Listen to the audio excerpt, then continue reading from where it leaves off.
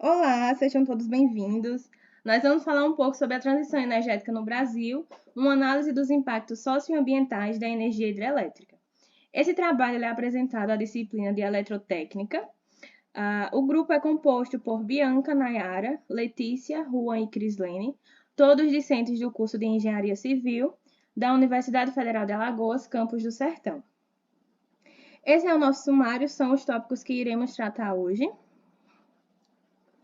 Bom, a fonte energética de um país é essencial, mas o modo pelo qual se tem gerado energia causa enormes impactos sociais e ambientais. De acordo com os dados da NASA, de janeiro de 2021, a temperatura média em 2020 superou 1,02 graus aquela comparada do período de 1950 a 1980. Esse mapa, ele mostra as anomalias de temperatura global em 2020. Ele vai mostrar o quanto cada região estava mais quente ou mais fria em comparação à média da linha de base de 1950 a 1980. O rastreamento das tendências globais de temperatura, ele vai fornecer um indicador crítico do impacto das atividades humanas, mais especificamente das emissões de gases do efeito estufa em nosso planeta. Bom, de acordo com Fouquet, Pearson e outros autores, embora o avanço das tecnologias renováveis pareça lento, em função da urgência com que entendemos que devemos atuar para enfrentar as mudanças climáticas, é importante destacar que as transições energéticas globais ao longo da história, elas costumam ser um processo de muito longo prazo e não revoluções instantâneas. SMIL 2014, ele alerta que as transições energéticas na história recente, de 1840 até os dias de hoje, levaram cerca de 4 a 5 décadas para serem atingidas. Esse gráfico ele vai mostrar um comparativo entre as fontes renováveis e não renováveis no Brasil e no mundo. Nele podemos perceber que o Brasil sozinho ele consegue ter uma maior porcentagem de fontes renováveis do que o restante do mundo. Bom, de acordo com o FMI, o IEA e outros órgãos, a transição energética para fontes limpas, ela é uma proposta que está em alinhamento com os alcances das metas que vêm sendo pactuadas desde o Acordo de Paris, em 2016, e visam reduzir os efeitos da mudança climática, através da redução das emissões de CO2 e de outros gases, tornando-se um dos marcos recentes para a geopolítica na energia do século XXI. Bom, o Brasil, nosso país, ele é caracterizado por sua ampla diversidade de recursos energéticos, com destaque para a energia hidráulica. Visando a transição de uma parte da dependência dos combustíveis fósseis para a utilização de fontes renováveis, nesse caso a hidrelétrica, a exploração dessa fonte no Brasil remonta ao final do século XIX, mas as expansões mais profundas aconteceram a partir da década de 50. Aconteceram diante da estratégia de explorar o extenso potencial hidrelétrico nacional, e isso ocorreu devido à sua competitividade econômica e pelo fato de ser um recurso opíparo no país, ou seja, abundante.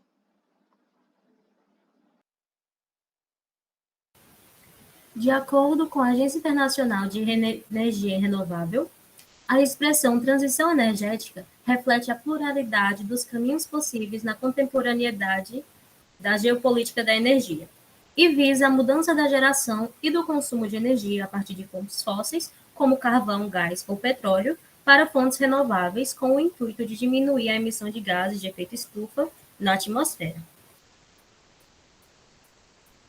Segundo a National Hydropower Association, uma organização americana, as usinas hidrelétricas evitam a emissão de 225 milhões de toneladas métricas de carbono por ano nos Estados Unidos.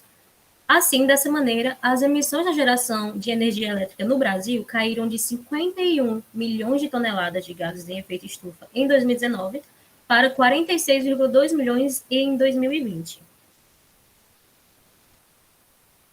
Vale ressaltar ainda que a implantação de hidrelétricas apresenta aspectos positivos e negativos.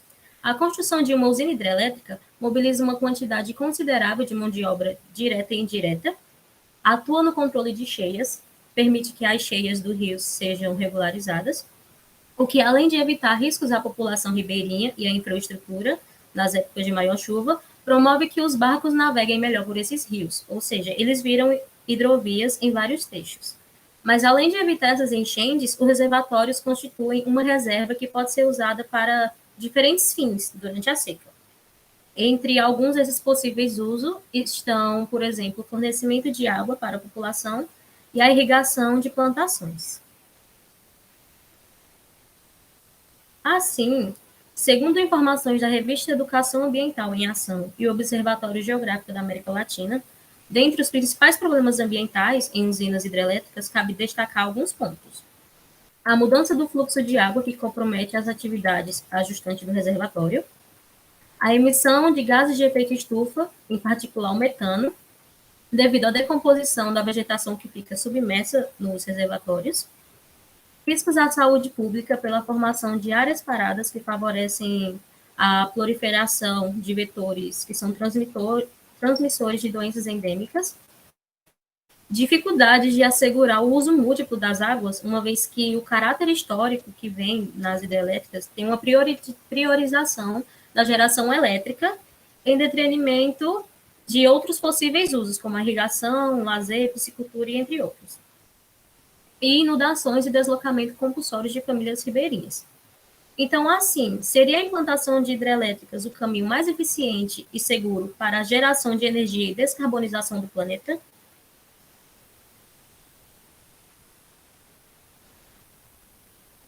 Olá, como vocês podem ver, fica responsável com os impactos socioambientais na nossa região, certo? Com isso, a transição energética ela é um processo crucial para o desenvolvimento sustentável e melhoria na qualidade de vida dos moradores daquela comunidade local. Por estarmos em um território semiárido do Brasil, é um lugar propício para fontes de energias limpas, renováveis, como as usinas hidrelétricas. Mas será que as usinas hidrelétricas é uma fonte de energia que atende 100% os requisitos da transição energética? Ou estamos mesmo que andando em um círculo? Porque todo mundo sabe que um dos princípios da transição energética é sair dos combustíveis fósseis, que transmitem bastante CO2 na atmosfera, e para fontes de energias renováveis, como as usinas hidrelétricas.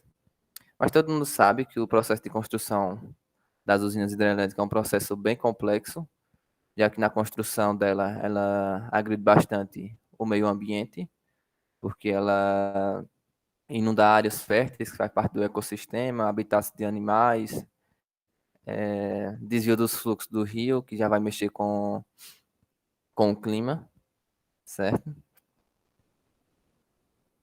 E aqui, como um exemplo, a nossa região aqui, eu trouxe de Paulo Afonso, a cidade de Paulo Afonso. Ela é uma cidade bastante conhecida. Ela é conhecida também como capital da energia, porque ela abriga cerca de mais ou menos 5 usinas hidrelétricas, que são os complexos de Paulo Afonso I, Paulo Afonso II, Paulo Afonso III, Paulo Afonso IV, e a usina Polônio Salles, onde elas usam o potencial hidráulico do Rio São Francisco na geração de energia. Certo? E aqui, como vocês podem ver, eu trouxe uma tabela, onde eu peguei esses dados no site da Eletrobras Chess, onde ela mostra o dimensionamento dos reservatórios das usinas. Como vocês podem ver, a usina Paulo Afonso I, Paulo Afonso II, Paulo Afonso III, ela tem a mesma área, tem o mesmo diâmetro, que é cerca de 4,8 quilômetros. Elas têm o mesmo diâmetro, porque as três estão interligadas no mesmo reservatório. Aí temos a de Paulo Afonso IV, que ela tem a área do reservatório de 12,9 quilômetros, bem maior do que os complexos Paulo Afonso I, II, III. E por último, a usina Polônio Salles, que tem cerca de 98 quilômetros. Ela é uma das mais recentes criadas junto com a Paulo Afonso IV e uma das maiores. Mas qual o intuito de trazer essas dimensões? É mais para mostrar, se a gente somar essas áreas todas da área do reservatório, para a gente mais refletir a quantidade de área que teve que sofrer impacto ambiental, tanto de animais que perderam seus lares, até a população em si também. E é basicamente isso.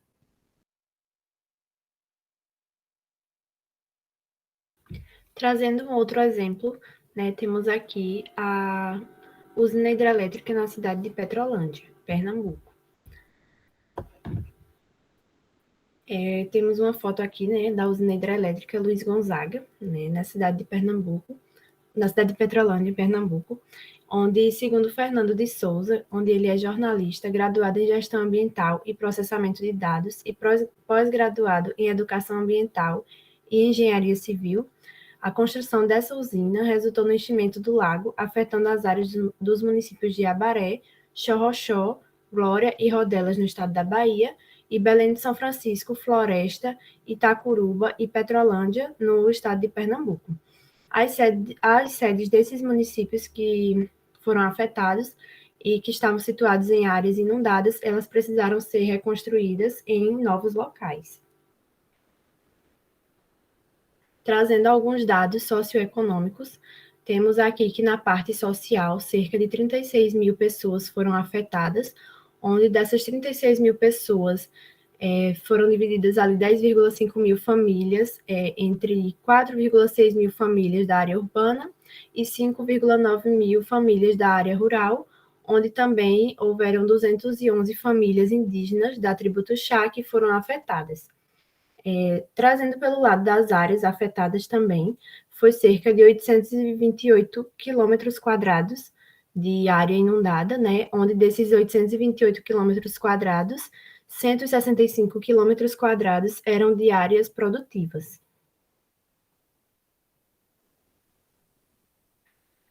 No reassentamento, né, dessas famílias e dessas pessoas que precisaram ser realocadas, na parte dos habitantes urbanos, foram construídos aproximadamente 4 mil habitações e 540 prédios comerciais nas novas sedes urbanas de Petrolândia e Itacurubá, em Pernambuco, e de Rodelas e do povoado Barra do Tarraxia, no município de Xorroxó, na Bahia, onde foram construídos prédios da administração pública e escolas, como também postos policiais.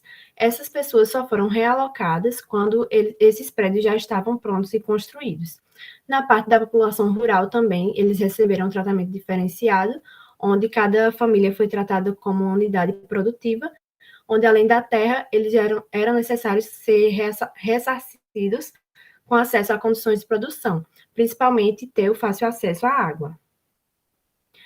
Trazendo aqui para as famílias indígenas, né, que foram realocadas, algumas famílias elas escolheram, né, optaram pelo reassentamento em cidades do município da Bahia, onde foi Ibotirama.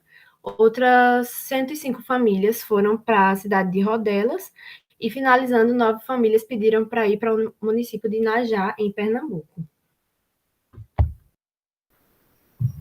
Bom, os benefícios resultantes das instalações hidrelétricas são inegáveis.